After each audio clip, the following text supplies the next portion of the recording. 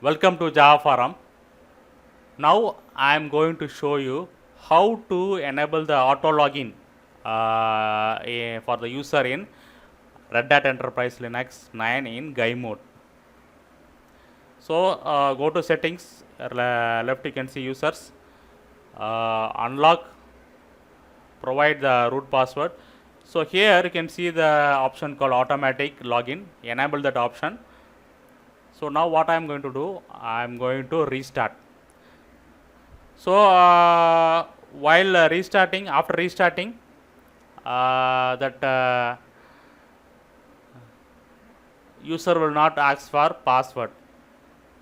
You can directly log in.